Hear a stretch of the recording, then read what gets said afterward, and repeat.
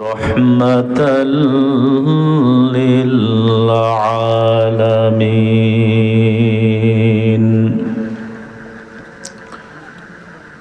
إن الحمد نحمده ونستعينه ونستغفره ونؤمن به ونتوكل عليه ونعوذ بالله من شرور أنفسنا ومن سيئات أعمالنا. من يهدي الله فلا مضل له ومن يضلله فلا هادي له. ونشهد أن لا إله إلا الله وحده لا شريك له. وأشهد أن محمدًا عبده ورسوله. أما بعد فأعوذ بالله من الشيطان الرجيم. بسم الله الرحمن الرحيم. يا أيها الذين آمنوا اتقوا الله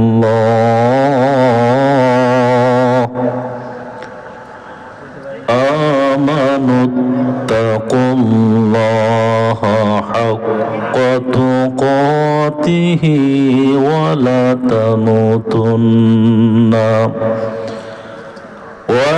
تموتن إلا وأنتم مسلمون. قال الله تعالى في كلامه المجيد: منها خلقناكم وفيها نعيدكم ومنها نخرجكم تارة أخرى. في شان حبيبي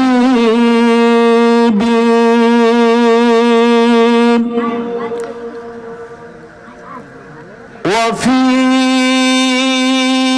شان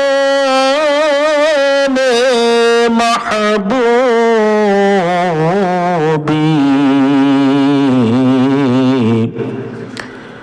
وفي شان محمد رسول الله صلى الله عليه وسلم.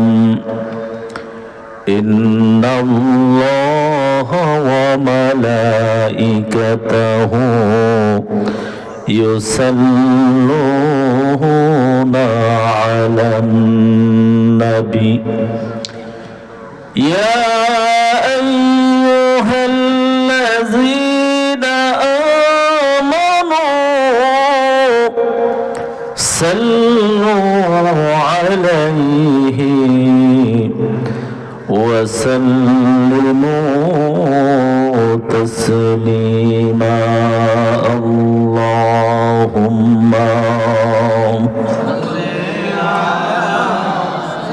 سيدنا مولانا محمد وعلى آل سيدنا مولانا محمد أرجر محبت پرون اللهم سيدنا مولانا محمد وعلى آل سيدنا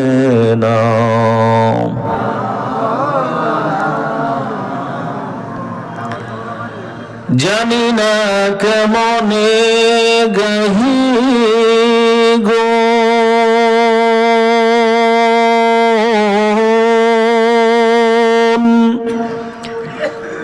ভাবিয়া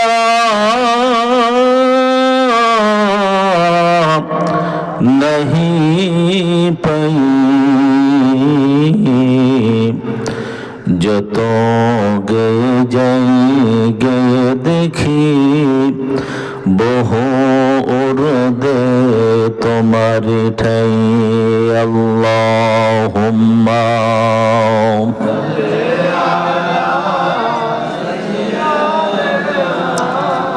مولانا محمد وعلى آل سيدنا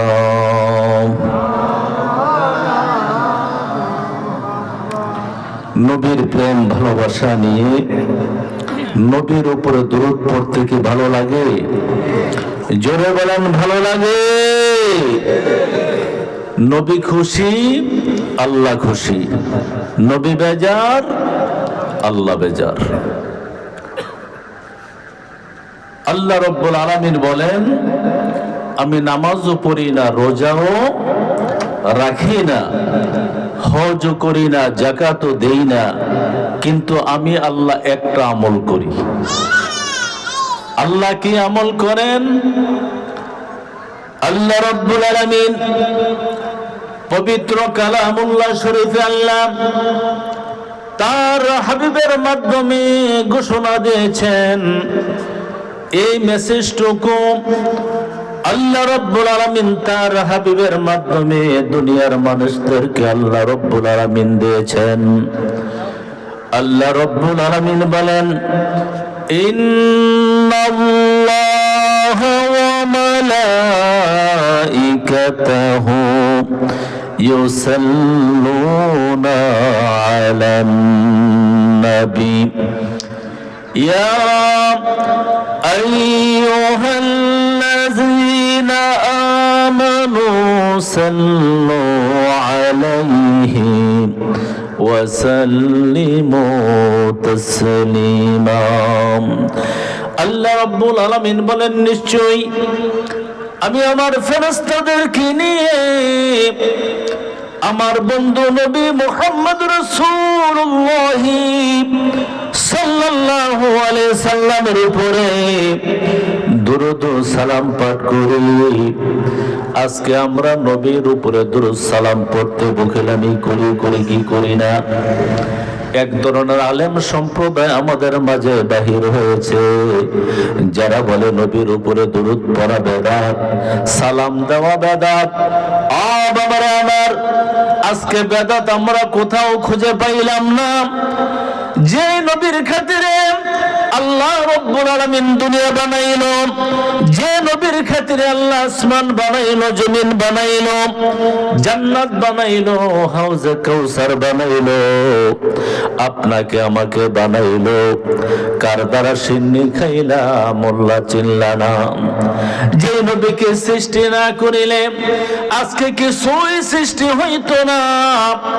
ওই নবীর উপরে দুরূদ পড়লে নাকি ইবাদত হয়। ও কপাল পোড়ার দলেরা, সব কিছু বুঝলা কিন্তু এটা বুঝলা না, আল্লাহ রাসূল যদি তোমার প্রতি মহাব্বত না থাকে, আল্লাহ রাসূল যদি তোমার প্রতি নারাজ থাকে, আল্লাহ রাসূল যদি তোমার প্রতি নাখুশ থাকে, তুমি যতই ইবাদত বন্দেগী করো না কেন, রাসূলের সুপারিশ তোমার নসিব হবে না। কি বলেন, ঠিক কি ঠিক না? বাবারা আমার, আল্লাহ রাব্বুল আলামিন যদি ফেরেশতাদেরকে নিয়ে তার বন্ধুর উপরে দরুদ ও সালাম পাঠ করতে পারে, আপনি আমি কোনখানের সলমদ্দি আর কলমদ্দি, আপনি আমি কেন নবীর উপরে দরুদ পড়তে পারবো না? এই জন্য বাবারা আমার, নবীর প্রেম ভালোবাসা অন্তরে নিয়ন্ত্রণে লালন করে, দিল মন খুলে নবীর মুহাব্বতে, নবীর উপরে ভালোবেসে আরেকবার দুরূদ শরীফ আমরা পড়ি। আল্লাহুম্মা সাল্লি সাইয়্যিদানা মাওলানা মুহাম্মদ ওয়া আলা আলি সাইয়্যিদানা মাওলানা بلغ العلا بكماله كشف الدجى بجماله حسنت جميع خصاله صلوا عليه وآله। রঘুনাথপুর সাতানি উত্তরপাড়া জামে মসজিদ ইসলামী যুব সংগঠনের উদ্যোগে ও কবরবাসীর স্মরণে চতুর্থ বার্ষিক ওয়াজ ও দোয়ার মাহফিল। আজকের মাহফিলের প্রধান আকর্ষণ মুফাসসির কোরআন বিশিষ্ট মিডিয়া ব্যক্তিত্ব এবং বাংলার দ্বিতীয় আজহারি আমার অত্যন্ত স্নেহের হযরত মাওলানা হাফেজ আহমদ আলী মোল্লা সাহেব ঢাকা, বারাকাল্লাহু লানা ফি হায়াতি। আজকের মাহফিলের প্রধান বক্তা সুমধুর কণ্ঠস্বর তরুণ উদীয়মান হাফেজ মাওলানা মোহাম্মদ মারুফ বিল্লাহ আশিকি সাহেব ঢাকা। আমি ওনার পাশাপাশি এলাকায় মসজিদে ইমাম ছিলাম এক সময়। আমি শিবু মার্কেট, উনি হচ্ছে জালকুড়ি বাস স্ট্যান্ড মসজিদে। তো বারাকাল্লাহু লানা ফি হায়াতি। আমার পূর্বে যিনি অত্যন্ত প্রাঞ্জল ভাষায় সুররিত কণ্ঠে কোরআন এবং সুন্নাহ মোতাবেক আলোচনা করতেছিলেন, অত্যন্ত মনোমুগ্ধকর আলোচনা, যার আলোচনাগুলি আমিও শুনতেছিলাম খুব মনোযোগের সহিত। আমার অত্যন্ত প্রিয় ভাই হযরত মাওলানা আব্দুল কাদের মাধবপুরী সাহেব, বারাকাল্লাহু লানা ফি হায়াতি। আজকের মাহফিলে আরো আলোচনা করেছেন হাফেজ মাওলানা জাকির হোসেন সাহেব, ইমাম ও খতিব অত্র জামে মসজিদ, বারাকাল্লাহু লানা ফি হায়াতি। আজকের মাহফিলে যিনি সভাপতিত্বের আসন অলঙ্কৃত করিবেন জনাব মোহাম্মদ মনির হোসেন কোম্পানি, আল্লাহ রাব্বুল আলামিন যেন তার হায়াতের ভিতরে বরকত দান করেন।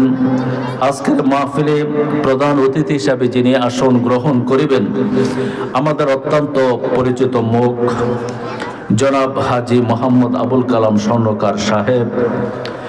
আজকের মাহফিলে দূর দূরান্ত থেকে যারা এসেছেন ইসলাম প্রিয় বাবারা আমার, পর্দার আড়ালের অবলা সফলা সর্বে গুণান্বিত নিতা আমার মা ও বোনেরা, মহান রব্বুল আলামিনের দরবারে শুকরিয়া আদায় করে নিচ্ছি যে মহান রব্বুল আলামিন এই সংকটময় মুহূর্তে এমন একটা অবস্থায়, এমন একটা পরিবেশে, এমন একটা সময়ে এই জান্নাতের বাগান, বেহেশতের বাগানে আসার মতন, বসার মতন, কিছু কথা বলার মতন, শোনার মতন তৌফিক এনায়েত করেছেন। এই জন্য দিল খুলে, অন্তর খুলে মহান রব্বুল আলামিনের দরবারে শুকরিয়া আদায় করে নিচ্ছি আমরা সবাই বলে আলহামদুলিল্লাহ। আরো জোরে বলে আলহামদুলিল্লাহ। আরো শুকরিয়া আদায় করতেছি যে মহান রব্বুল আলামিন মায়া করে, দয়া করে আমাদেরকে শ্রেষ্ঠতম নবীর শ্রেষ্ঠতম উম্মত করেছেন। এই জন্য আপনারা খুশি না বেজার? আরো জোরে বলেন, খুশি না বেজার? হযরতে মুসা আলাইহিস সালাম আল্লাহর কাছে প্রার্থনা করেছেন, অন্যান্য নবীর আল্লাহর কাছে দরখাস্ত করেছেন, আমরা কোনোদিন দরখাস্ত করি নাই, মিটিং করি নাই, মিছিল করি নাই, আন্দোলন করি নাই, যে মহান রব্বুল আলামিন খুশি হয়ে মায়া করে দয়া করে আমাদেরকে এমন একজন নবীর উম্মত করে দুনিয়ার বুকে প্রেরণ করেছেন। 1,24,000 পয়গম্বর, মতান্তরে 2,24,000 পয়গম্বর, সমস্ত নবীদের সরদার নবী মুহাম্মদ রাসূলুল্লাহ সাল্লাল্লাহু আলাইহি সাল্লামের উম্মত করে আমাদেরকে দুনিয়ার বুকে প্রেরণ করেছেন। আমরা আখিরি জামানার নবীর উম্মত হইতে পেরেছি, এই জন্য খুশি না বেজার? আরো জোরে বলেন, খুশি না বেজার? কম না বেশি? আরো জোরে বলেন, কম না বেশি? এই জন্য আমরা আরেকবার শুকরিয়া আদায় করে নিচ্ছি, আমরা সবাই বলে আলহামদুলিল্লাহ। আখিরি জামানার নবীর উম্মতের যে কত দাম, কত মর্যাদা, আপনারা শুনলে আশ্চর্য হয়ে যাবেন যে এত মর্যাদা আমাদের, এত দামি করে আল্লাহ রাব্বুল আলামিন আমাদেরকে সৃষ্টি করেছেন, তৈরি করেছেন। আমরা তো জানি না, আমরা তো জানি না। আমরা যদি জানতাম আমাদের দিনটা, আমাদের সময়টা আমরা এইভাবে কখনো কাটাইতাম না। একজন আখিরি জামানার নবীর উম্মতের এত মর্যাদা, উম্মতের এত দাম, শুধু উম্মত না, উম্মতে মুহাম্মাদীর এত বড় মর্যাদা, এত বড় দাম। 1,24,000 পয়গম্বর, মতান্তরে 2,24,000 পয়গম্বর, সমস্ত পয়গম্বর উম্মতের মর্যাদাগুলি যদি একটা পাল্লার মধ্যে তোলা হয়, আর আখিরি জামানার নবীর একজন উম্মতে মুহাম্মাদের মর্যাদা যদি একটা পাল্লার মধ্যে তোলা হয়, আখিরি জামানার নবীর উম্মতের মর্যাদা কোটি কোটি গুণ বেশি হবে। জোরে কোন সুবহানাল্লাহ, আল্লাহু আকবার, আল্লাহু আকবার। এত বড় মর্যাদার অধিকারী করে আল্লাহ রাব্বুল আলামিন আমাদেরকে সৃষ্টি করেছেন। ওই নবীর উম্মত হইয়া আজকে কোরআনের বিরুদ্ধে কথা বলি, হাদিসের বিরুদ্ধে কথা বলি, আল্লাহকে নিয়ে কটূক্তি করি, নবীকে নিয়ে কটূক্তি করি, ইসলামকে নিয়ে আমরা কটূক্তি করি, যার কারণে ইহুদি খ্রিস্টান নাসারারা আজকে মুসলমানদের উপরে বিভিন্ন সময় বিভিন্ন ভাবে অত্যাচার, অবিচার, নিপীড়ন করতেছে। তার একটা মাত্র কারণ হচ্ছে আমরা মুসলমান দাবি করি, কিন্তু মুসলমানের একটা সাইনবোর্ড মাত্র আমাদের মধ্যে আছে, কিন্তু সাইনবোর্ডের মধ্যে মুসলমানের মুসলমানিত্ব বলতে কিছু নাই। বলেন না ঠিক কি না? বাবারা আমার, আজকে সারা বাংলাদেশ সমস্ত তৌহিদি মুসলমানেরা তাদের রক্তক্ষরণ হচ্ছে। বাউল নামে ফাউল। আজকে দেখা যায় যে আবুল সরকার, যাকে নাকি মহারাজ বলা হয় নাকি, ওই বাউল নামে ফাউল, যিনি আমার আল্লাহকে নিয়ে কটূক্তি করেন, আমার আল্লাহকে নিয়ে এমন ধরনের কথা বলে যেই কথা ফেরাউনের বলার দুঃসাহস হয় নাই, আবু জেহেলের বলার মতন দোষ হয় নাই। আজকে দেখা যায় ওই বাউল নামক ফাউল আবুল সেই কথাগুলি দুনিয়ার মানুষের সামনে বলেছে। আজকে যেখানে শতকরা 99% মুসলমানের দেশে আল্লাহর বিরুদ্ধে কথা বলে, নবীর বিরুদ্ধে কথা বলে, আজকে এখন পর্যন্ত সে জীবিত কিভাবে থাকে আমার বুঝে আসে না। আল্লাহর বিরুদ্ধে যে ব্যক্তি কথা বলে সে তো মুসলমান থাকে না, সে তো কাফের হয়ে যায়।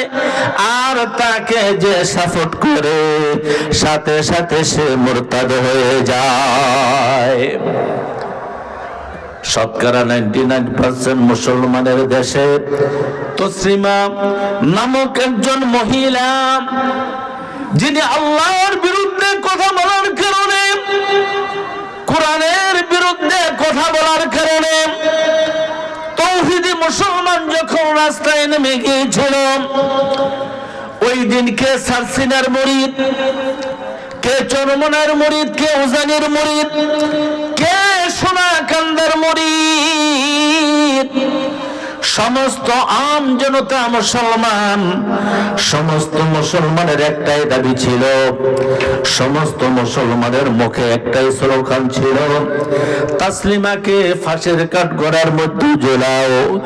ওই সময় তসলিমা নাসরিন রাতের অন্ধকারে বোরকা পরে এই বাংলার জমিন ছেড়ে ভারতে পালাইতে বাধ্য হয়েছিল। কি বলেন, ঠিক কি না? আজকে সে মুসলমান এখনো আছে। আমার আজকের মাহফিল থেকে আমরা ওদের আহ্বান জানাইতে চাই, বর্তমান আমাদের যে সরকার ডক্টর ইউনূস সাহেব, যিনি ইসলামকে এত ভালোবাসেন, কোরআনকে এত ভালোবাসেন, আলেমকে এত ভালোবাসেন, মুসলমানকে এত ভালোবাসেন, আজকে শতকরা 99% মুসলমানের দেশে ওই বাউল ফাউল নামে আবুল এখনো কিভাবে বেঁচে আছে? কারণ যদি একজন মানুষ অপরাধ করে, কোর্টের মধ্যে জজ 3 জন সাক্ষীর মাধ্যমে তার রায় দেওয়া হয়। 3 জন সাক্ষীর সাক্ষী যখন বরাবর হয় তখন তার রায় ঘোষণা করা হয়। কিন্তু ফাউল এ কাফের ওই আবুল সরকার, তার এই কথাগুলি হাজার হাজার মানুষ শুনেছে, লক্ষ লক্ষ মানুষ শুনেছে, কোটি কোটি মানুষ শুনেছে, দেখেছে। এই লোকটার এই বাংলার জমিনে 1 মিনিট বাঁচার কোনো অধিকার নাই। কি বলেন, ঠিক না? আজকে আবার কোরআনের অপব্যাখ্যা করেছে। কোরআনের মধ্যে সূরা নাস নিয়ে অপব্যাখ্যা করেছে। সে বলেছে কুল আউযু বিরাব্বিন নাস মালিকিন নাস ইলাহিন নাস। আল্লাহ তো নাসানাসের কথা কোরআনের মধ্যে কেন বলেছে? এতে বোঝা যায় নাস জায়েজ আছে, এই জন্য আমরা বেশি বেশি করে নাসি। জোরে কোন নাউযুবিল্লাহ।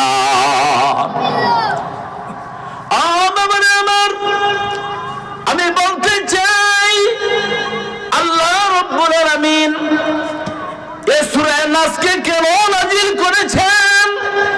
এই মুরতাদ আবুল সরকার যে সূরার ব্যাখ্যা জানে না, যে সূরার অর্থ জানে না, যে সূরার শানে নজুল জানে না, সূরার অপব্যাখ্যা করে। এ সূরার মধ্যে এত নাস আল্লাহ দিয়েছে, এই জন্য আল্লাহ কইছে বেশি বেশি করে নাসার কথা বলেছে। অথচ এই সূরা কেন নাজিল হয়েছে, কেন নাজিল করা হয়েছে, এর ব্যাখ্যা শানে নজুল যদি জানতো, এই ব্যাককলের জাতেরা, এই অপদার্থরা কোনদিন এই ধরনের কথা বলার দূর সাহস তারা পেত না। আজকে বন্ডার জাতেরা যারা আবুল সরকারের পক্ষে কথা বলে, তাদেরকে সঠিক জবাব দেওয়ার সময় হয়েছে। সঠিক জবাব দিবেন যে আল্লাহ কেন এই সূরা নাস নাজিল করলেন, সূরা ফালাক কেন আল্লাহ রাব্বুল আলামিন নাজিল করলেন। আল্লাহ রাসূল যখন অসুস্থ হয়ে গেলেন, ইহুদিরা আল্লাহ রাসূলের উপরে জাদু করেছিল। ইহুদিরা আল্লাহ রাসূলের উপরে জাদু করেছেন। আজকে কালা জাদু নামে জাদু এখনো আছে, এখনো কোনো মানুষকে ক্ষতি করার জন্য বিভিন্ন ধরনের এই ধরনের জাদুর আশ্রয় তারা নেয়, এই ধরনের বিভিন্ন ধরনের তদবির তারা করে আল্লাহ রাসূলকে মেরে ফেলার জন্য। যখন ইহুদিরা আল্লাহ রাসূলের উপরে জাদু করেছিল, আল্লাহ রাসূল অসুস্থ হয়ে গিয়েছিলেন, এমন অসুস্থ হয়েছেন।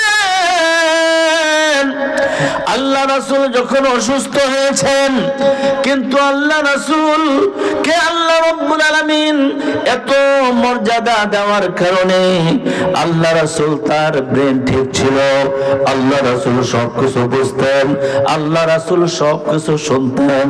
আল্লাহ রাসূল সাহাবীদেরকে লক্ষ্য করে বললেন, ও আমার সাহাবারা, আমি যদি নবী না হইতাম তাহলে আমি মাজনুন হয়ে যাইতাম, আমি পাগল হয়ে যাইতাম, কিন্তু তারা আমাকে এমন ভাবে জাদু করেছে যার কারণে আমি অসুস্থ হয়ে গেছি। আল্লাহ রাব্বুল আলামিন বলে, জিবরাইল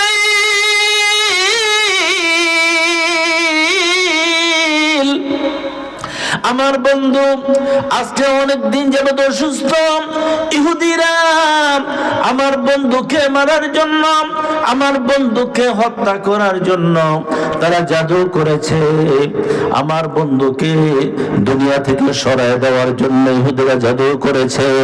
ও জিবরাইল, যা সূরা ফালাক এবং সূরা নাস নিয়ে আমার হাবিবের কাছে যা।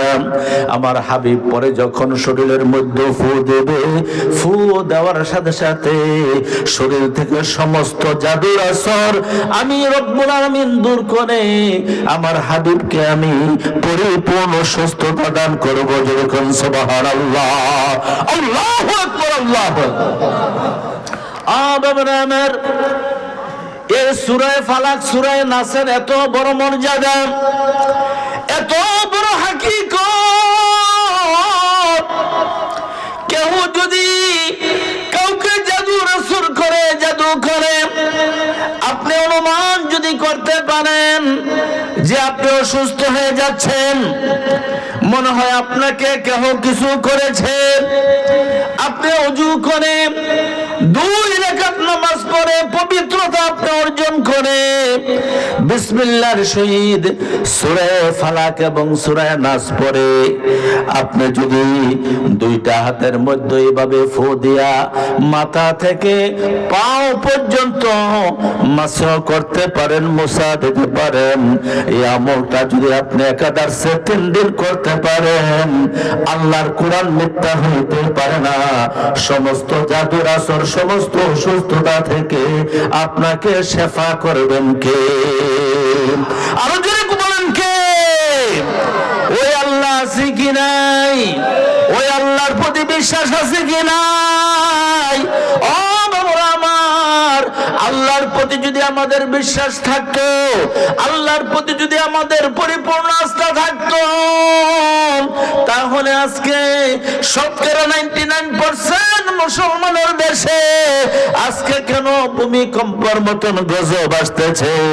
আজকে কেন এই ধরনের বিপদ আমাদের সামনে আসতেছে?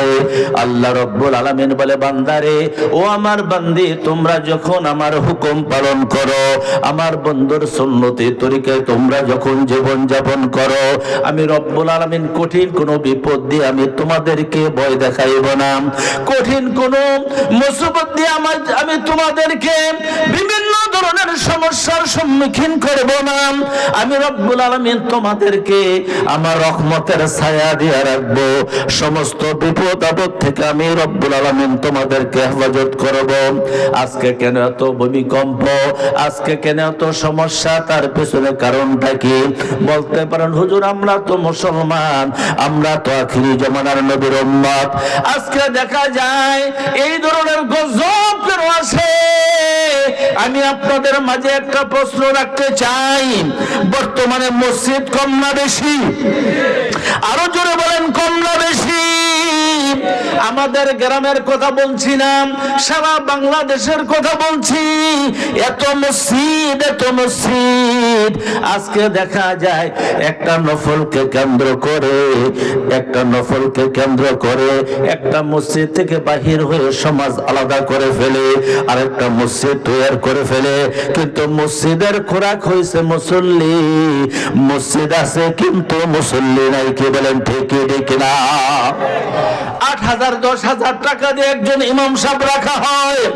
প্রশ্ন করলেন, হুজুরকে রেখেছি, উনি আজান দিবেন, উনি নামাজ পড়বে, আমাদের নামাজ পড়ার কি দরকার? আমরা তো মসজিদ বানাই দিয়েছি, আমাদের নামাজ পড়ার দরকার নাই। ও বাবারা আমার, আজকে দেখা যায় মসজিদ অনেক বেশি, দিনের দিন মসজিদ বাড়তেছে, শুধু মসজিদ হইতেছে। আজকে আমাদের দেশে মসজিদ কম না বেশি? আরো জোরে বলেন, কম না বেশি? মাদ্রাসা কম না বেশি? পিসাব কম না বেশি? আলেম ওলামা কম না বেশি? ওয়াজ মাহফিল কম না বেশি? আজকে খুন খারাপি কম না বেশি? আজকে আযাব গজব কম না বেশি? ও বাবারা আমার প্রশ্ন হচ্ছে, তাহলে এত মসজিদ হওয়ার পরে, এত মাদ্রাসা হওয়ার পরে, এত পিসাব হওয়ার পরে, এত আলেম ওলামা হওয়ার পরে, এত মাহফিল হওয়ার পরে আমরা কেন আযাব থেকে বাঁচতে পারি না? আমরা কেন গজব থেকে বাঁচতে পারি না? আমরা কেন বিপদ থেকে বাঁচতে পারি না? তার পিছনে কারণ হচ্ছে একটাই, আমরা মুসলমান দাবি করি।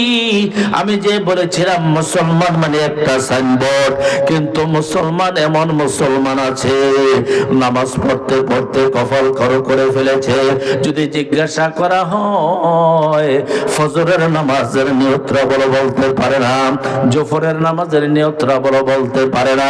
শুধু তাই নয়, যদি বলা হয় সূরা ফাতিহা বলো, সূরা ফাতিহা পড়তে পারে না। আমরা কেমন ধরনের মুসলমান? আমার একটা এক্সাম্পল দিলে বুঝতে পারবেন। একজন মুসল্লি নিয়মিত নামাজ পড়তেছে প্রায় 25 বছর যাবত। কয় বছর? 25 বছর যাবত নামাজ পড়তেছে। মসজিদের পাশ দিয়া একজন হিন্দু লোক সব সময় আসা যাওয়া করে। যখন ইমাম সাহেব মসজিদের মধ্যে নামাজ পড়ায়, যখন ইমাম সাহেব নামাজ পড়ায়, ইমাম সাহেব যখন রুকু থেকে দাঁড়ায় সামি আল্লাহু লিমান হামিদা বলে, এই শব্দটা ওই হিন্দু লোকটার অন্তরের মধ্যে ধাক্কা লাগছে। ব্যাপার কি? ইমাম সাহেব প্রত্যেকদিন বলেন সামি আল্লাহু লিমান হামিদা। এই হামিদা মেয়েটাকে মনে হয় ইমাম সাহেবের নিজের মেয়ে হবে, না হয় তার কোন স্নেহের কেহ হবে। ইমাম সাহেব শুধু সামি আল্লাহু লিমান হামিদা, এই হামিদা মেয়েটার নামটা উচ্চারণ করে। কারণটা কি? এমন সময় ওই মুসল্লিকে একদিন সুযোগ পেয়ে বলেন, ব্যাপার কি বুঝতে পারি না, তোমাদের ইমাম সাহেবের হলোটা কি? কয় কি হয়েছে? তোমাদের ইমাম সাহেব প্রত্যেকদিন আমি আসা যাওয়ার পথে শুনি উনি নামাজের মধ্যে বলে সামি আল্লাহু লিমান হামিদা। হামিদা মেয়েটাকে আমি কি জানতে পারি? ওই মুসল্লি বলতেছে আজকে 25 বছর যাবত আমি জামাতের সঙ্গে নামাজ পড়ি, ইমামের পেছনে নামাজ পড়ি, কিন্তু হামিদা যে কার মেয়েকে এখনো আমি জানি না। এবার নিজেকে প্রশ্ন করুন, আমি কত নাম্বার মুসলমান? আমার সিরিয়াল কত? আমি কত নাম্বার মুসলমান? আমার দ্বারা কি ফায়দা হবে? এবার নিজেকে প্রশ্ন করুন যে আমি কত নাম্বার মুসলমান। বলতেছিলাম বাবারা আমার, এই মুসলমানের 1 পয়সার দাম নাই। আজকে মুসলমান কেন মার খায়? আজকে মুসলমান কেন অপদস্থ, অপমানিত, উপেক্ষিত? একটা মাত্র কারণ হচ্ছে আল্লাহর কোরআনকে ভুলে যাওয়ার কারণে, নবীর সুন্নতকে ভুলে যাওয়ার কারণে আজকে মুসলমান অপদস্থ। বাবারা আমার, যুবক মেয়েরা, এখনো সময় আছে, তৈরি হয়ে নাও। যদি বাঁচতে চাও, ইজ্জতের সঙ্গে যদি বাঁচতে চাও, সম্মানের সঙ্গে যদি বাঁচতে চাও, সময় আছে। এখনো তওবা করে ফিরে আসো। তওবার মানে হচ্ছে ব্যাক করা, ফিরে আসা। এখনো সময় আছে, ফিরে আসো। কপাল খুলে যাবে, অন্তর খুলে যাবে, তুমি জান্নাতে হয়ে যাবে, আল্লাহর প্রকৃত বান্দা হয়ে যাবে, আমার নবীর প্রকৃত উম্মত তুমি হয়ে যাবে। এখনো সময় আছে, ফিরে আসো। বলতেছিলাম বাবারা আমার, আল্লাহ রাব্বুল আলামিন তার হাবিবের জন্য সূরা ফালাক, সূরা নাস পাঠাইলেন। ও জিবরাইল, আমার হাবিব অসুস্থ থাকলে ইসলামের বড় ক্ষতি হয়ে যাবে। আমার হাবিব অসুস্থ হবে, অসুস্থ থাকবে, এটা আমি আল্লাহ সহ্য করতে পারি না। যা যা, এই সূরা ফালাক, সূরা নাস নিয়ে আমার হাবিবের কাছে চলে যা। আল্লাহর হাবিব যখন সূরা ফালাক পড়লেন, সূরা নাস পড়ে যখন শরীরের মধ্যে ফু দিলেন, ফু দেওয়ার সাথে সাথে আমার নবী সুস্থ হয়ে গেলেন। আমার নবী শুকরিয়া দেন, 2 রাকাত নফল নামাজ পড়ে আল্লাহর কাছে সিজদায় নুকে বললেন, যেরকম সুবহানাল্লাহ। আমার আল্লাহ রাসূল শিক্ষা দিয়েছেন, তোমরা যখন বিপদের মধ্যে পড়বে, তখন তোমরা দুনিয়ার কোন কিছুর পিছনে না দৌড়াইয়া তোমরা মসজিদের মধ্যে চলে যাও। তোমরা যখন বিপদে পড়বে, মসজিদের মধ্যে চলে যাও। তোমরা যখন কঠিন অসুস্থ হবে, মসজিদের মধ্যে চলে যাও। তোমাদের কলিজাটাকে মসজিদের মধ্যে ঝুলাই দাও, তোমাদের কলিজাটাকে মসজিদের মধ্যে ঝুলাই দাও, তোমাদের সম্পর্কটা মসজিদের সঙ্গে করে নাও। নামাজ পড়ে সিজদা দিয়ে আমার আল্লাহর কাছে চাও। আমার আল্লাহর কাছে চাইতে দেরি হবে, আমি রব্বুল আলামিন তোমাদেরকে দিতে দেরি করব না। যেরকম সুবহানাল্লাহ। আমরা কেমন আল্লাহর বান্দা, আমরা কেমন আল্লাহর বান্দা, আমার আল্লাহ কেমন। আমার আল্লাহ বলে, বান্দারে, তুমি যদি দুনিয়ার কারো ঘরের দুয়ারে যাও, দুনিয়ার কোনো মানুষের কাছে তুমি যদি যাও, একবার গেলে ভালো কথা, ওয়েলকাম, কিন্তু দ্বিতীয়বার গেলে তার মুখ মলিন হয়ে যাবে। দ্বিতীয়বার গেলে তোমাকে আর তার ঘরের পাশে জায়গা দিবে না। কিন্তু আমি আল্লাহ কেমন আল্লাহ, আমার আল্লাহর কাছে যত চাইবা, চাইতে দেরি হবে, আমি 2টা কুদরতি হাত আমি বাড়াইতে দেরি করব না। 2টা কুদরতি হাত বাড়াইয়া বলবো, ও বান্দা, আয় আমার বুকে আয়। ও বান্দা, যা যা, আমি তোর জীবনের সমস্ত গুনাহগুলি মাফ করে দিয়ে আমার মাহবুব বান্দা হিসাবে আমি তোকে গ্রহণ করে নিলাম। যেরকম সুবহানাল্লাহ। আর জোরে বলেন সুবহানাল্লাহ। আল্লাহ আমার রব, হে রবি আমার সব। সবাই বলেন, আল্লাহ আমার রব, হে রবি আমার। দমে দমে তন মনে তারি অনুভব, দমে দমে তন মনে তারি অনুভব। আল্লাহ আমার রব, হে রবি আমার সব।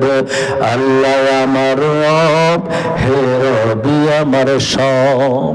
তোমার দুনিয়াতে আমি যেদিকে তাকাই, অথই নেয়ামতে ডুবে আছে যে সবাই, ডুবে আছে যে সবাই। আল্লাহ আমার রব, হে রবি আমার সব। আল্লাহ আমার রব, হে রবি আমার সব। বলতেছিলাম বাবারা আমার, আল্লাহ রাব্বুল আলামিন পবিত্র কালামুল্লাহ শরীফে আল্লাহ ওয়াজ করেছেন, বিসমিল্লাহির রহমানির রহিম। ইয়া আইয়ুহাল্লাযীনা আমানু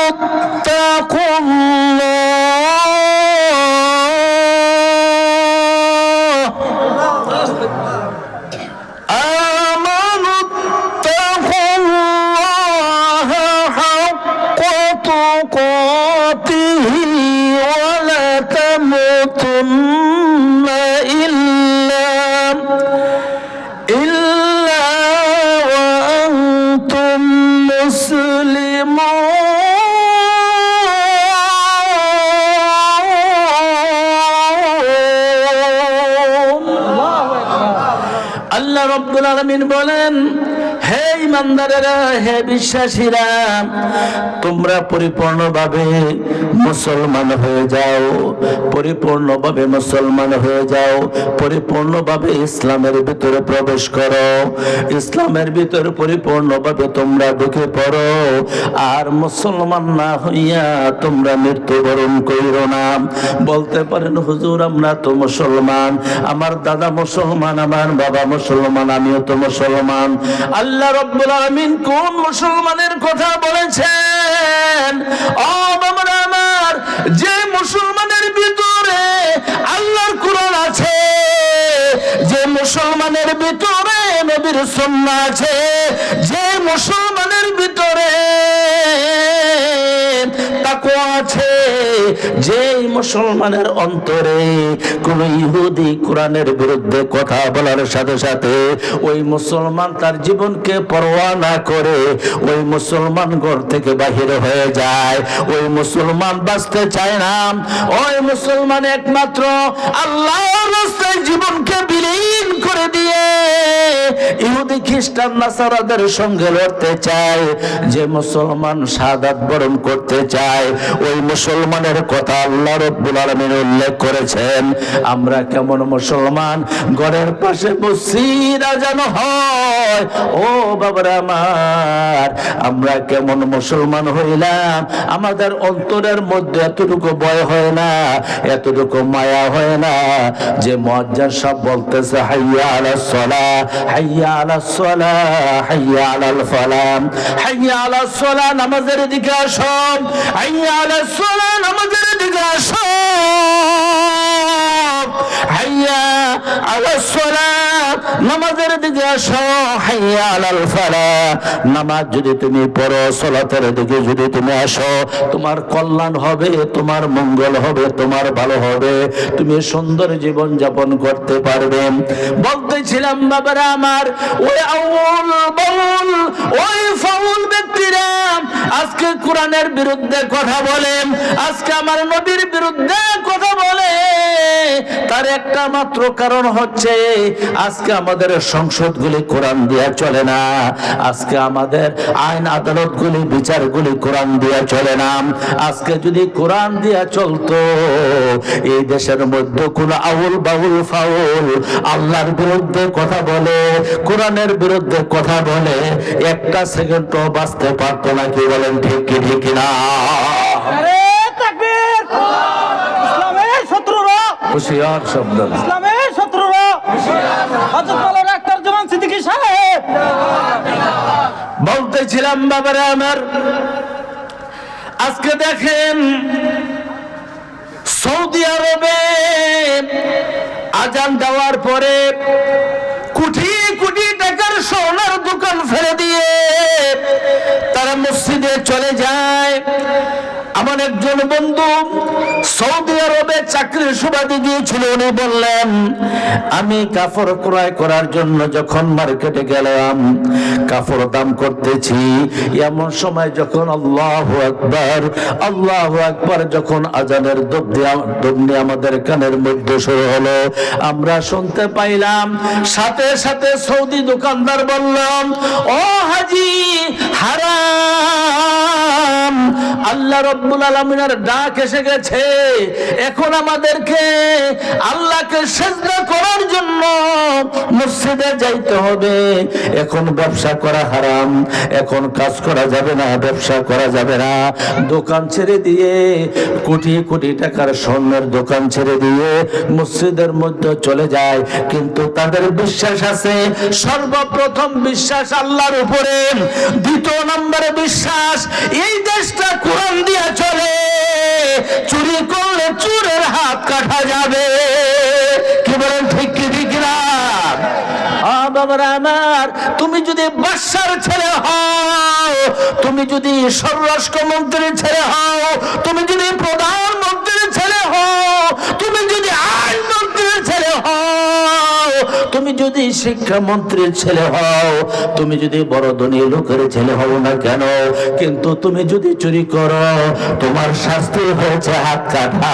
ওই দেশে কোরআনের আইন, এই আইনকে রদ করার মতন কারো শক্তি নাই। বলতেছিলাম বাবার আমার, যার জন্য চোরেরা চিন্তা ভাবনা করে আমি চুরি করব না, চুরি করলে আমার হাত কাটা যাবে। আর আমাদের দেশে চুরি করলে চোরের প্রমোশন বাড়ে। কি বাড়ে? চোরের প্রমোশন বাড়ে। খুন করলে খুনির প্রমোশন বাড়ে। বাবারা আমার, কেমন আজব দেশে আমরা বসবাস করতেছি, কেমন আজব মুসলমান আমরা, কেমন আজব বিচার আমাদের দেশে। আজকে যার কারণে ওই আদালতে দেখা যায় চোর, আজকে তারা রেহাই পেয়ে যায়। আর যারা চুরি করে নাই, আজকে চোরের শাস্তি নিয়ে সারা জীবন তারা জেলখানার মধ্যে মানবতার জীবন কাটায়। কি বলেন, ঠিক কি ঠিক না? তার একটা মাত্র কারণ হচ্ছে কোরআনের আইন আজকে আমাদের দেশে চালু না হওয়ার কারণে, কোরআন দিয়া বিচার না করার কারণ। কি বলেন, ঠিক কি ঠিক না?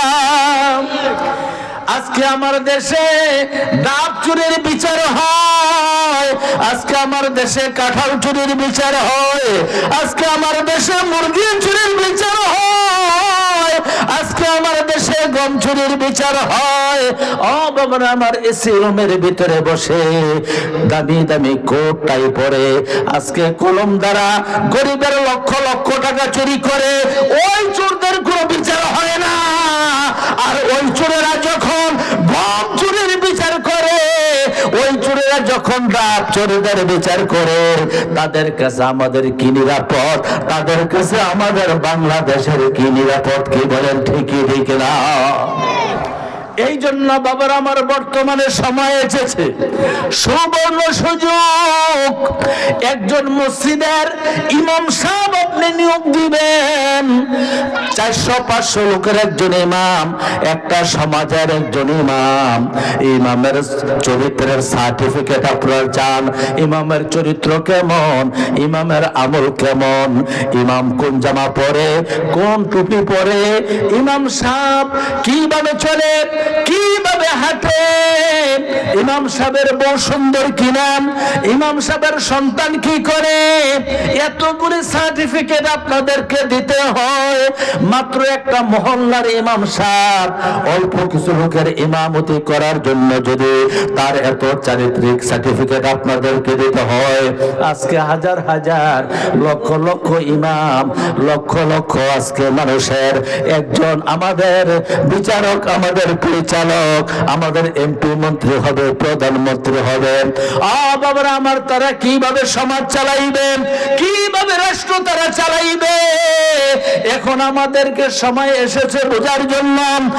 বাবারা আমার, আপনি যদি জেনে শুনে, আপনি যদি বুঝে সুস্থ মস্তিষ্কে, আপনি যদি আপনার বোর্ডের প্রয়োগ আপনি যদি না করেন, তাহলে আল্লাহর আদালতে আপনারও জবাবদিহিতা করতে হবে। কি বলেন, ঠিক কি ঠিক না? এই জন্য বাবার আমার বলতেছিলাম, আজকে সৌদি আরবের বিচার যারা করে, রায় যারা দেন, তারা হচ্ছে বড় বড় মুহাক্কিক আলেম, বড় বড় মসজিদের খতিব, বড় বড় মসজিদের ইমাম। বাবার আমার, আজকে বাংলাদেশের বাইতুল মুকাররমের জাতীয় মসজিদের একজন ইমাম, এত বড় মাফের আলেম, আজকে তাকেও দেওয়া হবে না, তাকে এই ধরনের দায়িত্ব দেওয়া হবে না। আজকে আলেমদেরকে দূরে সরাইয়া, সর্বকাজ থেকে আলেমদেরকে দূরে সরাইয়া, এই রাষ্ট্র কোনোদিন বিচার আচার যে কোনো কাজকর্ম সুন্দর হতে পারে না, সুন্দর হতে পারে না। কি বলেন, ঠিক কি ঠিক না? এই জন্য বলছিলাম বাবারা আমার যে কথা, সর্বশেষ যে কথা আমার থাকবে, এ শতকরা 99% মুসলমানের দেশে যারা আল্লাহর বিরুদ্ধে কথা বলবেন, যারা কোরআনের বিরুদ্ধে কথা বলবেন, নবীর বিরুদ্ধে কথা বলবে, মসজিদের বিরুদ্ধে কথা বলবে, মুসলমানের বিরুদ্ধে কথা বলবে, একজন মুসলমানের শরীরে শেষ বিন্দু রক্তের ফোঁটা থাকা সত্ত্বেও ওই মুসলমান কোনোদিন কাপুরুষের পরিচয় দিতে পারে না, ওই মুসলমান কোনোদিন মুনাফিকের পরিচয় দিতে পারে না। ওই মুসলমানের চরিত্র হবে, ওই মুসলমানের চরিত্র হবে ওমরের মতন, ওই মুসলমানের চরিত্র হবে আবু বকরের মতন, ওই মুসলমানের চরিত্র হবে হাসানের মতন, ওই মুসলমানের চরিত্র হবে আলীর মতন, ওই মুসলমানের চরিত্র হবে উমাই বিন খালফের মতন। কে বলে, ঠিক কি ঠিক না? বাবার আমার, ওই চরিত্র যতক্ষণ পর্যন্ত গঠন না করতে পারবো, ততক্ষণ পর্যন্ত আমরা কামিল মুমিন হইতে পারবো না। বাবার আমার, সর্বশেষ আমার যে কথা, আজকে বাংলাদেশে শুধু কোরআনের আইন না থাকার কারণে ওই আবুল নামক ওই ফাউল ব্যক্তিটা আজকে তার কথা বলে, আজকে সে বেঁচে যাচ্ছে, আজকে তার পক্ষ কিছু মানুষ কথা বলছে। আজকে আমরা বলবো আবুলকেও ছাড়া হবে না, আর আবুলের পক্ষে যারা কথা বলবে এ তৌহিদি মুসলমান, তাদেরকেও ছেড়ে দেবে না। কি বলেন, ঠিক কি ঠিক না? বাবারা আমার, সর্বশেষ আমার যে কথা, আমি যে কোরআনের আয়াত পড়েছিলাম, মিনহা খলাকনাকুম ওয়া ফিহা নুঈদুকুম ওয়া মিনহা নুখরিজুকুম তারাতান উখরা, এই আয়াতটুকু আমাদের সবার পরিচিত। যেহেতু আমাদের পাশে কবরস্থান, এখানে অনেক মানুষ শুয়ে আছে। ও বাবারা আমার, এখানে অনেক মানুষ শুয়ে আছে। বাবারা আমার, এই কবরের চিন্তা তো আমাদের কারো নাই। বাবারা আমার, শৈশব আমরা কাটাই হেলায় খেলায়, আমাদের শৈশবটা হেলায় খেলায় কেটে যায়, কিন্তু যখন আমাদের যৌবন বার্ধক্য চলে আসে, তখন আমাদের মধ্যে দুর্বলতা চলে আসে। এই জন্য কবি কত সুন্দরভাবে বলেছেন, শৈশব কাটানো খেলায় দুলায়, শৈশব কাটানো খেলায় দুলায়, যৌবন বার্ধক্য অবহেলায়, মরণের পরে ইবাদত করার সে সুযোগ তুমি আমি পাবো কোথায়? বাবার আমার, এই সুযোগ আপনি আমি পাবো না। এই জন্য বাবার আমার, আমাদের পাশে কবরস্থান, এই মাহফিলের যিনি প্রাক্তন সভাপতি ছিলেন, বাবার আমার মরহুম আলহাজ আব্দুল আজিজ ব্যাপারী সাহেব, আমার পাশের চেহারা উনি বসে থাকতো, যতক্ষণ বক্তারা আলোচনা করতো চেহারার দিক তাকাই থাকতো।